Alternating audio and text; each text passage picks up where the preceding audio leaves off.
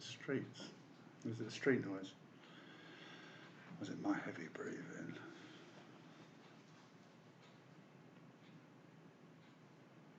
We can hear noise coming through. What, crackly noise? No, we can hear our voices. Right. Okay. I thought you meant like feedback or No. audio. It's fine. You know, it's just room up here. Yeah. Okay. Okay.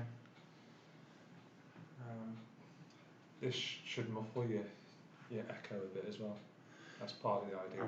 I'm feeling embraced by the Try technology. Trip over it. I won't move and run away. So you can then just click go live on there when we're ready there. Do you want me to end the stream? Not start. No. It's we'll do it about 4 minutes or so before, and then we'll just do a quick sound check and we'll be able to hear. And then I'll mute it on here. And then once I've done that, Pete, all you need to do is present. I'll wander off and listen to you on the phone. Okay. But I'll go next door to do that. Otherwise, you'll. Yeah, and we need a bit of a countdown. Actually, I've got quite a few clocks in front of me. Do you want to come back for? Yeah. So I'll come back in, and if we can keep track of questions again, but I think it worked okay last week, shouldn't it? Yep. What's the actual time? It's 22 minutes past. My computers have got different times on them. It's the clock. It's really weird. You can see the audio popping up and down from the clock ticking. That's like Interstellar. Have you watched Interstellar recently? Not recently. Once it was I'm afraid. I watched it this Sunday. Okay.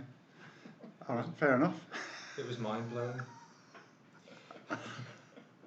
I watched the Colin Farrell Total Recall last night. I've not seen that one, but I really like the Paul Verhoeven one. Yeah. It's a real popcorn movie. It is very easy to watch and pick holes in. And if you're a fan of the 1990 original, you can go, oh, nice reference there, and yeah, very good little plot twists. So is it actually? It's not a. It's a remake. Right. Okay. But they've. It's almost like a sort of. It's a remake, pretty straightforward. A couple of new novel ideas chucked in, but it's quite enjoyable. Have they got a three-breasted woman in it? They have. Have they? Have. Good. At least they didn't get rid of it. And they've also got the woman with the exploding head at the passport control. Oh yes. Which is how long he's staying? 2 weeks.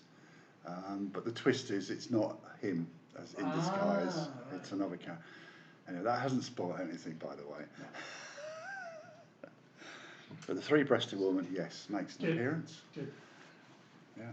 God, I have to send my wife away for a weekend so I can watch all these crap films. It's a good crap film. There's nothing wrong with watching a bit of a crap film every so often. It suited me on the Tuesday evening. It's Hokum, excellent word. Yeah. Yeah, no, it's top Hokum. Couldn't get any better. I'll put that there. But in Interstellar, he transmits the secrets of the universe by the second sweep. Yeah. I found that quite mind-blowing. Yeah. That was Christopher Nolan, wasn't it? Yeah. Yeah, that's why. Hokum, I think, in Tim's book. No, I'm probably more critical. Oh wow! I mean, I like some of his films, but yeah, Inception and Interstellar. Okay. Didn't do it for me at all. Okay. I think I'm looking forward to Tenet. So that's out now, isn't it? It is. It's in right. Okay. So yeah, I'm going to don my my breathing apparatus and go to the cinema. Tomorrow. It's all right. Yeah, it's tomorrow. Which one are you going for? I might go for. Have a look. Where's the only person with the snorkel? No, I've got one of these half masks for I use in dusty environments, and I'm going to use that. Yeah, 'cause do you know what? For a brief moment, I'd forgotten that we were in an epidemic. I was going, why is Tim going to the cinema in a mask? Is it something like, Rocky Horror Show, or some sort of tribute, or is it the Aquamphibian film, and he's going to go in costume? Of course. Sorry, a thick moment from myself. It's for self-preservation. Yeah. What's the film? Tenet. Tenet. It's time travel based, I think, isn't it? Yes, well, it's supposed to be a spy film. I like a good spy movie. So, That sounds good. I'll give that a try. But then, if you're critical and you can't watch Inception without questioning the complete mistakes with the timing in dreams within dreams. I quite like it. You spin a little thing there and stuff like that. A film that me and my Will attempted to watch was Men in Black International. I think it's the most recent one. Right. And the pair of us at a certain point just almost burst out of our chairs going, what the hell are we doing watching this show? Oh, Gusty. Oh. We live. And the Stuart's turned it off. No.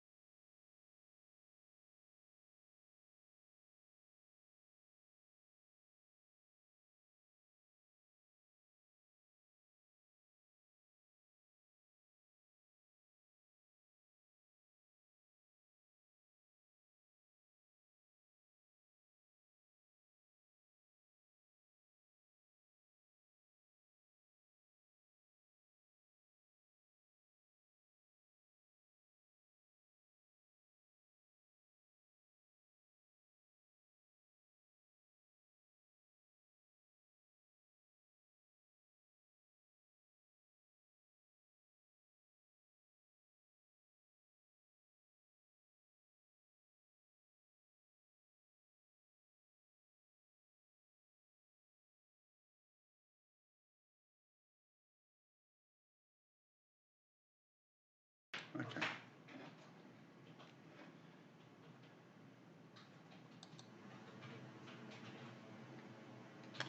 Hi, I'm Pete Lambert, River Projects Manager at Shropshire Wildlife Trust. I've been invited this evening just to have a little meander down the River Severn from top to bottom. I've got about half an hour to do it. It normally takes a few more days than that. Being Britain's longest river, 220 miles from its source in the Pinlimmer Mountains all the way down to the sea in the estuary near Gloucester.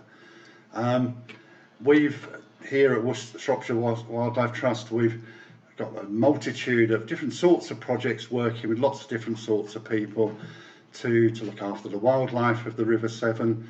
It's preserve its water quality. But I thought today we'd just have a little bit of an overview of the river from top to bottom.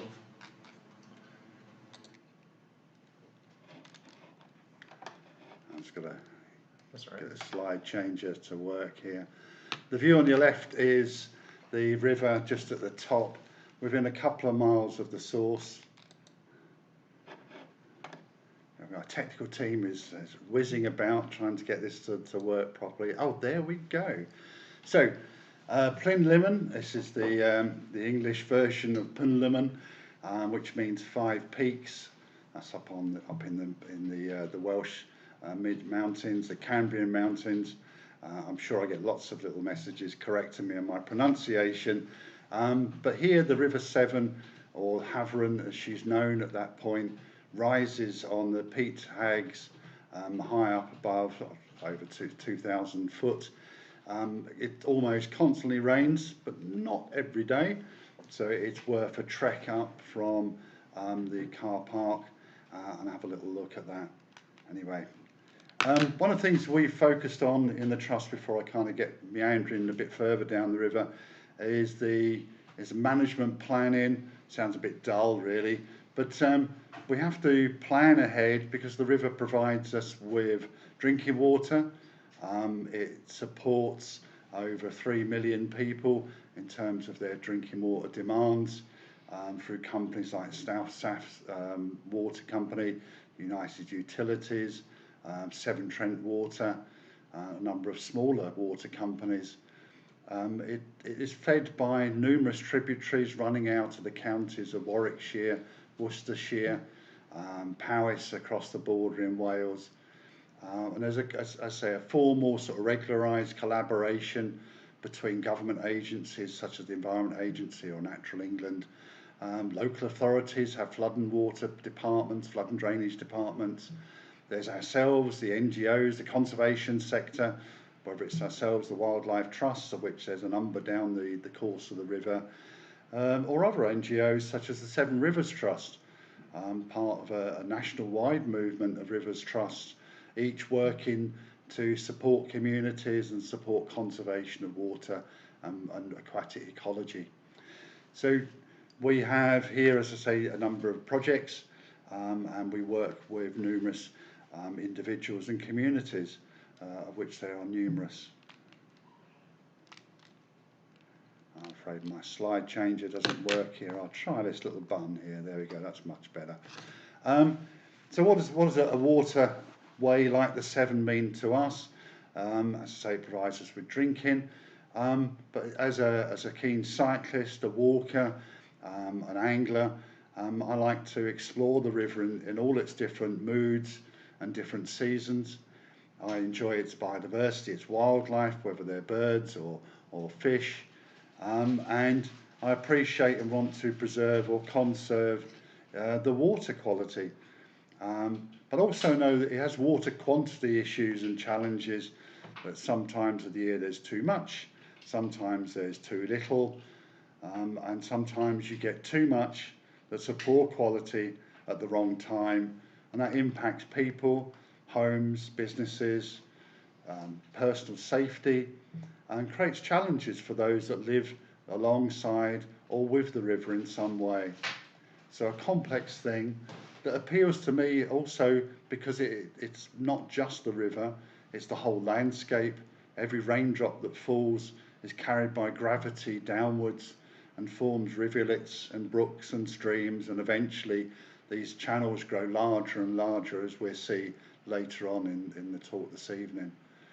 So phenomenal range of things to get involved in, to think about and to ponder and concern ourselves with. So back to the source, up on the top of the Plinlimmon Hills, the peat hags there, they're acidic. They grow very slowly. There's poor oxygen levels, means that the organic breakdown of the heathers and the sphagnum mosses takes an awful long time. And the pictures here include a team that a few years ago we took to the source of the Severn up in the Havern Forest, and this team travelled all the way down to Gloucester docks. So lots of these images will be of the team, colleagues from the Forestry Commission, Natural England, friends from the Montgomeryshire Wildlife Trust and Severn Trent Water. We joined together to celebrate and explore the river from top to bottom. The first section, though, we walked up from the car park at Blanyahaveren, up through the forest, and it's managed by Natural Resources Wales. There's a beautiful boardwalk there and a number of small waterfalls. And the River Severn, for its first few miles until it reaches Llanidloes, is extremely lively. It's fast, it's quick, it's narrow, it's an upland stream. But after Llanidloes, it slows, it quickly becomes middle-aged, a bit broader and slower, and winds its way gently down through its middle sections. So as it travels, it encounters these settlements of Llanidloes, Newtown and Welshpool. Each Welsh town developed along the banks of the Severn. Either in the case of Newtown has quite an interesting industrial history, where the power of the water, the supply there, has fed and supported the growth of industry in this mid-Wales town. It's a lovely spot. The river is exciting and open and rocky. There are pools, there's wild swimming, there are salmon in the river, there's brook trout, there's beautiful, gorgeously coloured brook trout that swim in the river. And again, there was a good spot for us on occasions is to meet with other colleagues, connect with the community, share stories of boyhood or childhood angling adventures, coracle makers on the water, tales of families growing up and carrying on their lives alongside the banks, whether it's walking their dogs or a contemplative ponder in the park there in Newtown. And down by Welshpool, the river's further away from the town, but again it's a significant part of how the local canal, the Montgomery Canal, is fed and topped up. All part of these towns, and they're easily accessible for walks and wanders by the riverside. Along our way, you encounter all sorts of folk, whether it's the people that run the campsite at the Royal Hill at Melverley. We have a chap there on the left who's a devotee of Admiral Bembo. Bembo grew up in Shrewsbury as a young man. This is in the 1700s. Followed the river down to the sea, lost his life in a brave, courageous, futile action against the French when his critically damaged ship, he ordered it to be charged at the French fleet, and he died in the process. So I kind of a hero in the British tradition, a Scot of his time, but again a favoured son or an unfavoured son of Shrewsbury itself. In the middle we have Daphne Duck. If you feed bread to ducks, it upsets their tummies. It gives them conditions like angel wing. They don't eat bread in the wild, and there's certainly a very sensible and healthy range of alternatives like frozen peas or shredded cabbage. The ducks appreciate an awful lot more, and our rare and declining waterfowl appreciate being fed stuff that suits them. So on our bottom left we have Dave. Dave, laughing in his deck chair down in Gloucester Shocks, works for the Canal and River Trust. They own and control significant parts of the navigable waters in this country, including the large locks, which I'll show you a bit more of later on in the slideshow this evening. On our bottom right we have Dilwyn Jones, one of our riverside characters on the Severn. Dilwyn looks after the Sabrina riverboat. They now have a pirate boat as well, and Little Ray, which is a picnic boat. Again, it's part of that tradition. I grew up on the Thames many years ago. Enjoyed travelling on the Thames, either on rowing boats or small sailing dinghies. And it was always great to meet the characters of the Port Authority who operated the boats there. And I was pleased when we moved to Shropshire to find that the river had such a life and it had such river people too. The river, being broad and long, includes some beautiful stretches which are quiet and peaceful. This is our friend Alex and down in a coracle. It's a traditional coracle. It's wrapped in canvas fabric that's coated in tar. The internal frame is hazel rods that are woven together rather like a loose basket. And the seat or the thwart is made of ash. And Alex rather nicely and Dan are using a wooden hand-carved paddle to put in a stroke at the front, a sculling type stroke, which is like a figure of 8, and it pulls the coracle forward. Coracles are light enough to sling on your back. You might put a strap across your shoulders like a yoke and carry it forward and carry it down to the river. Much used for fishing in the past, or apocryphally in Shrewsbury there was the ball man who would collect the football kicked out of the gay meadow into the River Shrewsbury, and for a small reward would bring it back to the ground so the game could resume. A bit wet. Who can remember being hit by a leather football that's been soaked with rainwater? Boy, that does hurt. So the river provides this sense of heritage and tradition that's easily recaptured again in a quiet bit of river, and this section is just by Newtown. And some enthusiasts have very kindly lent us the coracles to have a go at. They're difficult to handle, but not impossible. They're quite roomy. A couple of years ago we were very fortunate we built some 2-person coracles, but these were based on a Boyne design, not the Iron Bridge design, which is the one that's in the picture here. And the Boyne design is bigger, slightly wider at the front. As manoeuvrable, we can spin it on a penny and move it around. And as I say, very cheap and accessible. And before the Iron Bridge was built in Coalbrookdale, and in what became Iron Bridge, it wasn't called Iron Bridge at the time, a lot of the workers would travel to work by using a coracle to get across the river. And just below the Iron Bridge now is a small shed, and the last of the coracle makers, the true lineage of coracle makers, was based in this shed. And there's the Iron Bridge Coracle Society have been busy restoring the shed recently, putting on a display of the coracle maker's craft.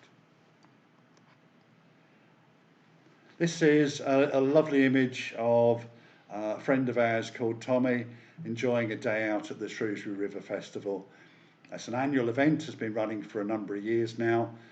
We always like to go along, meet up with old friends. On this particular occasion we took our flotilla of boats, one of which is called Bembo, funny enough. This one has returned to Shrewsbury in one piece and not given its life away in a futile but heroic gesture.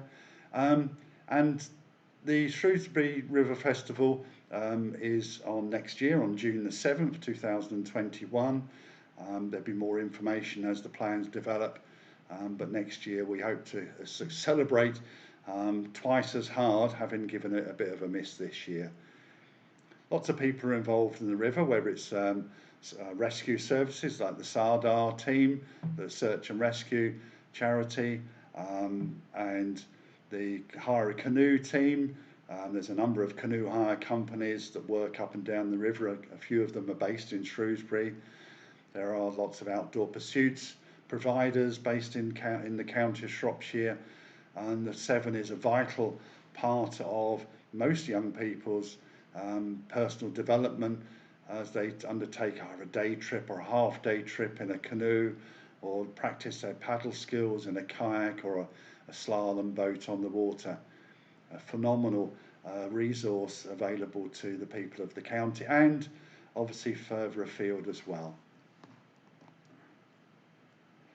Further down the river, we're now at Atcham. We passed under and around the Monkmoor Loop through Shrewsbury.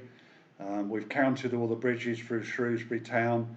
The Kingsland Bridge, lovely sort of late Victorian cast iron bridge that was put in to link up the other side of the town that was starting to develop at that point, reaching out from the medieval loop that had been enclosed by the town walls. But here we are, we're further down, we've passed over the ford, that low shallow bit near Wroxeter, where Roman legions had marched across in times past and forded the river when the water was lower. Wroxeter's still there. Some of the remains are above ground. but you can still trace the outside boundary of the civitas, the civilian settlement that was there. Down by the church, you can see the waters get squeezed, and occasionally you'll spot the fly fishers standing out on one of the gravel shoals, casting a line to catch the brown trout as they're moving up past them.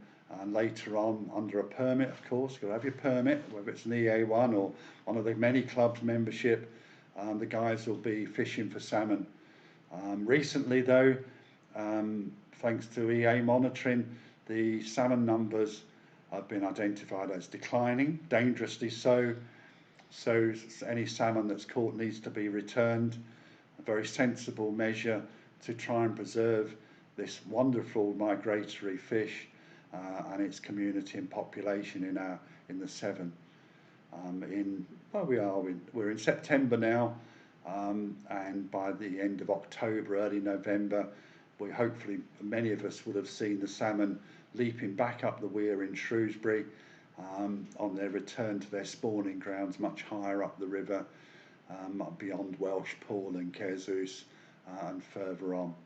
Some of them obviously will go up the Vyrnwy or the Kyne or these other tributaries that are in the Welsh end of things. But here, this image is this fantastic one of the shallow waters around the Ismore Coppice campsite that's owned by the National Trust. I think it's possibly closed currently, but it is open and we've used it a number of times. Beautiful wild campsite with a composting toilet, a fantastic landing straight off the river, just to beach your boats, wander up, pitch your tents. Great for youth groups, really good fun for adults or families, and certainly a useful and pleasant and relaxing and therapeutic spot to stop off overnight on a trip down the river. Here's our flotilla, has assembled on a number of occasions, most recently to undertake litter picks down the river. And as we know from recent work from either Greenpeace or others, there's a phenomenal amount of degraded plastic particles find their way to our watercourses. They're taken up by the aquatic invertebrates that live in those. And we've all got a role, whether at home or in the street or at work, is to intercept that flow of plastic before it gets into the river. And these boats were part of the team that does that sort of work on the river. And our next journey out is on the 10th of October, where we take Stanley, which is a new addition to the fleet, out on a trip from Ironbridge down to Bridgnorth, picking litter as we go.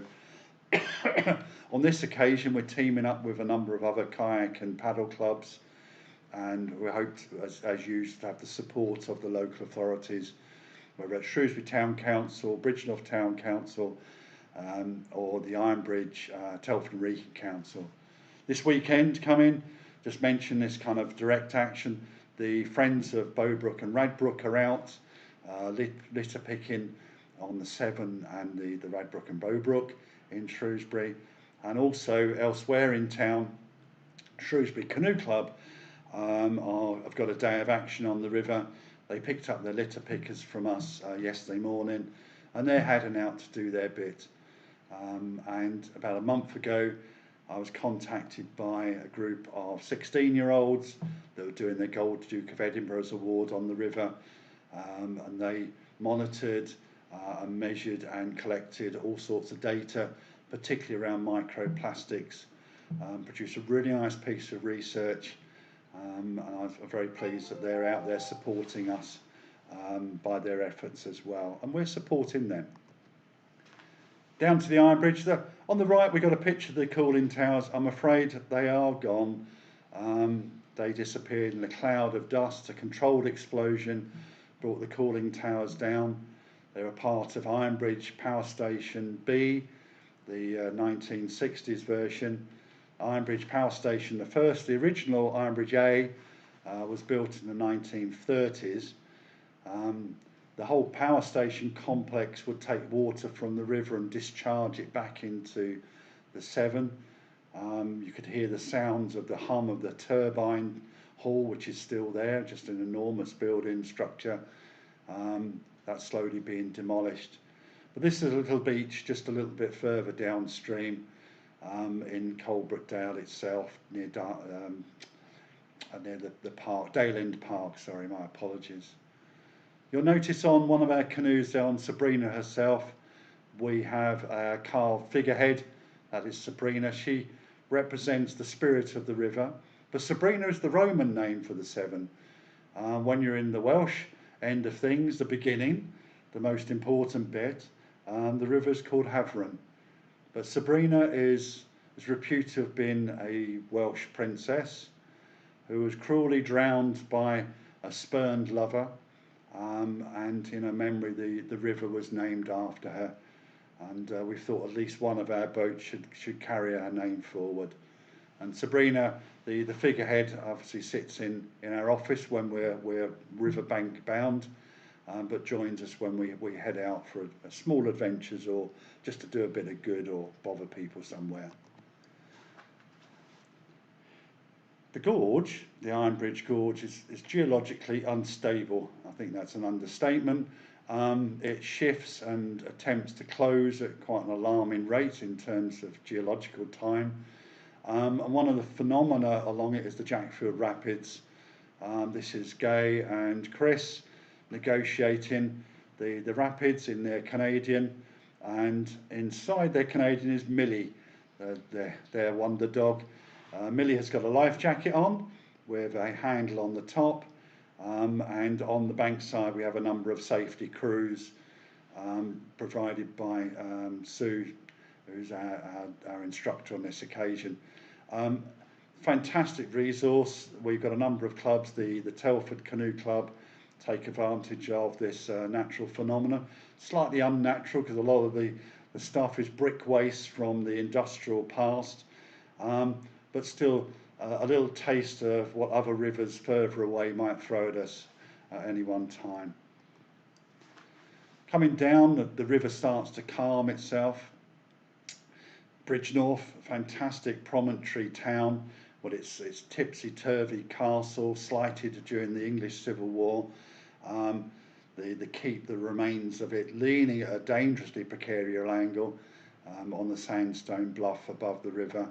Down by the riverside, there's a rowing club, there's a canoe club, there's a canoe hire company. Again, that lovely riverside town community of stuff happening, dogs walking. There's the Middle Severn Angling Club, have got their pegs arranged along the bankside. And just below the old bridge is a small island, or an islet, or a byelet, depends on what your local name for an island on a river is, that attracts otters. Otters will pop up on it. They use it to feed and to rest and to shelter. We've encountered lots of school groups over the years along the river. They come to study its history, whether it's its transport history, which is fascinating, interesting and intricate, and reflects the dynamic changes of our society and in the progress of industrialisation and change, from man-hauled or sail or rowing to steam, to electric rail to the motor car. The river has changed. The river's grown quieter. It's prone to see much more of your hand-powered, paddle-powered, hand-rowed activity now, but still a vital artery to our community and certainly our health and well-being. Bridgnorth, it's got a lovely, beautiful park called Severn Park that's extremely popular. And then further down at Hampton Load, the landing there that you can see our friend Gareth precariously standing on, we've been working with the National Trust, the Canoe Foundation and Sport England to replace. There's now a new canoe access or river access at Hampton Load to make it easier, because Hampton Load, owned by the National Trust, is a lovely staging point on a trip down the river. Beyond Bridgnorth, the river is wider, it's more muscular. It passes through Severn Valley Country Park. You've got some interesting, slightly faster little bits, little riffles, but generally the river is building in bulk and power and volume, and eventually it comes under man's control a little down at Diglis, and Stourport, where you have a series of very large, as you can tell, river weirs, and these river locks, and these were designed to maintain the navigation, because at Stourport you have the canal network of the Midlands connects to the River Severn, and from then on the river is a full-blown navigation. The river itself is a free navigation from Poole Quay, which is near Welshpool, though access to and from the river is very restricted. So it has a limited number of places where you can get in and out, but the river itself is a free navigation. Anglers will purchase an EA licence, so they have permission to fish, and then they'll buy, normally through a club membership, permission to access the river from different parts of the river, whether that's on Monkmoor, and that's the Shrewsbury Fisheries, that's Shrewsbury Town Council, and a collective of others, or elsewhere there are other club interests. But the river itself is, as I say, is a free navigation. But once you get down to Stourport, the size of the boats that are moving products and goods up and down the river get bigger and bigger and bigger. Just a bit more of an illustration of the scale of the constructions that were put in. And they changed the river's nature. I've mentioned a number of times migratory salmon and brown trout.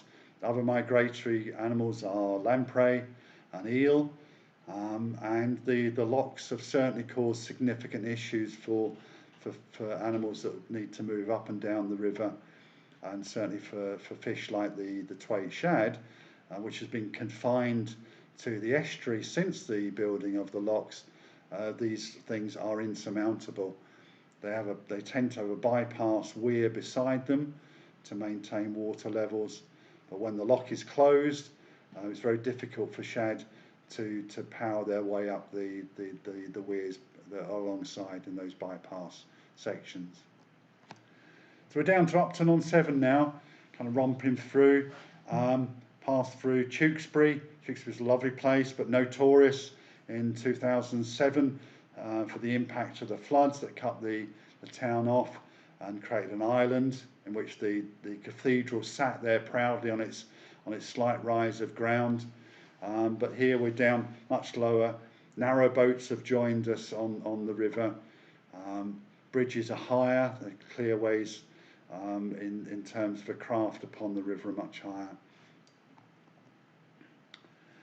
One of the things we did on one of our journeys is we measured and recorded wildlife as we went, and on one particular journey we recorded 455 individual species. We were looking for a particularly rare sedge called Carex acuta, and we got 117 records. And we were really pleased with the 32 plus club-tailed dragonfly records that we secured. Is a club-tailed dragonfly, Gomphus vulgatissimus, is a bit of a sort of a big river specialist, and it's really super to find so many examples of his exuvae. These are the cases it's left behind once it emerges as an adult on the muddy banks of the river as we passed on down. But what we also found as we were surveying is, I kind of think it's common sense really, but it's probably better to use a bit of science, is that water quality deteriorates as we go down the river. The inputs from the urban centres, from road runoff, from agricultural runoff, starts to increase and demonstrate itself. So on the left of all of the charts, we got nitrate is relatively minimal at the top of the catchment, phosphate's pretty low as well.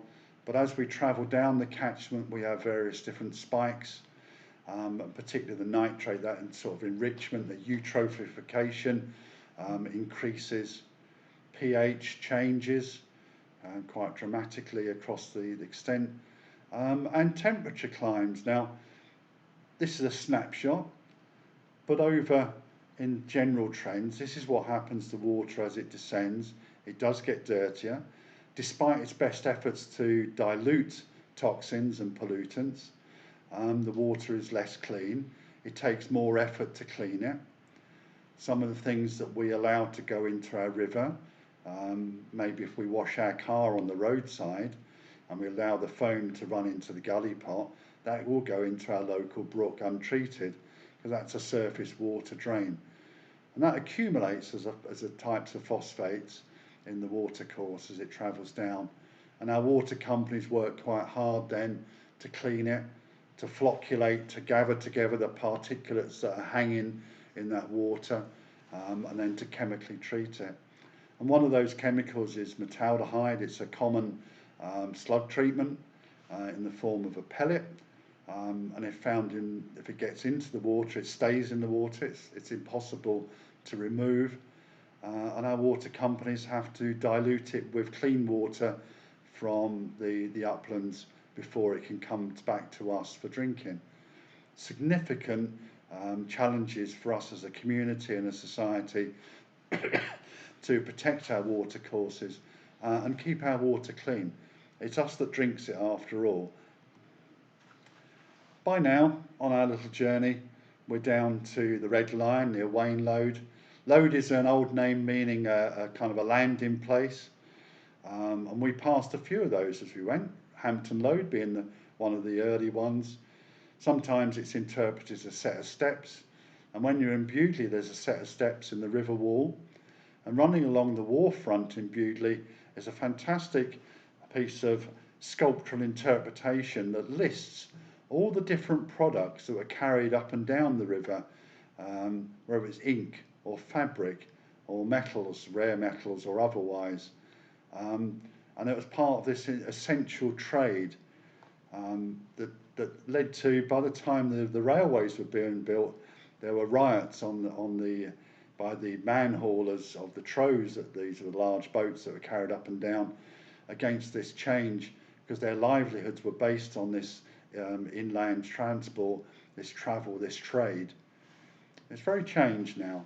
So Wain Lode, lovely pub, nice campsite, but we're quite close to Gloucester, and we're about to enter the tidal reaches soon. To get into Gloucester docks, we had to negotiate, because it's tidal, to pass through the locks at the right time, and entered into this fantastic historic basin lined with its warehouses, lovely collection of boats of all sorts and sizes. Some of the warehouses are now offices or apartment blocks. It's got a beautiful richness to it, this marriage between the industrial history, the river itself, and man's attempt to work and make money and trade out of the river itself.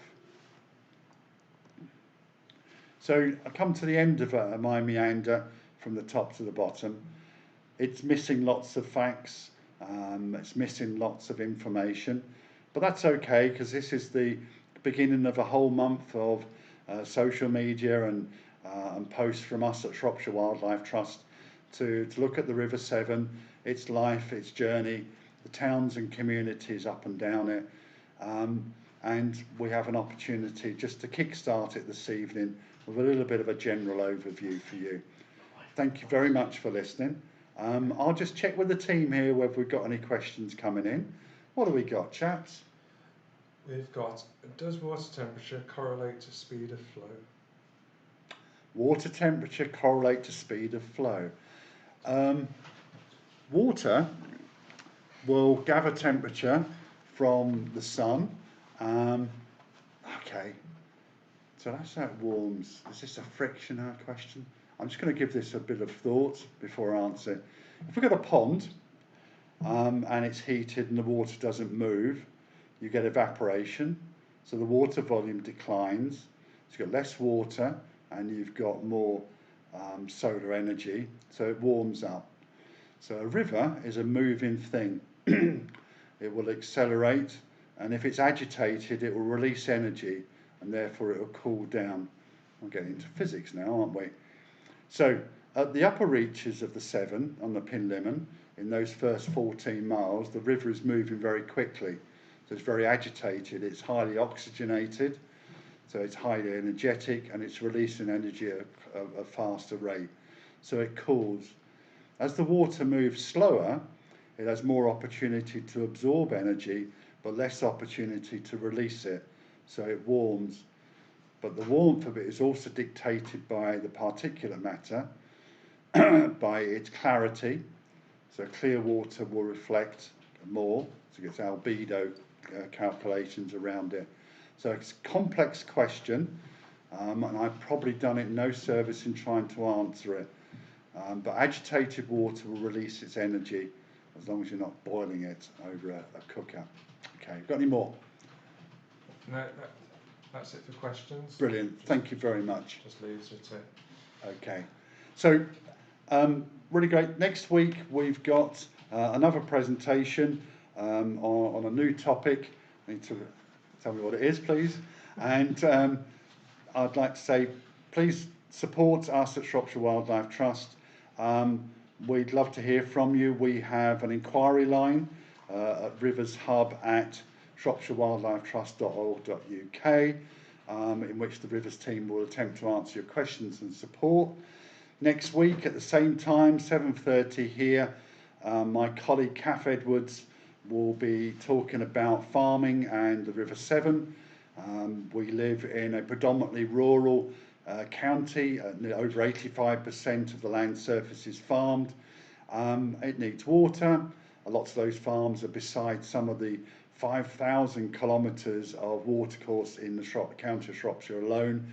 Hopefully join Kath next week, and thank you very much. Good to hear you're out there. Okay, take care. Bye-bye.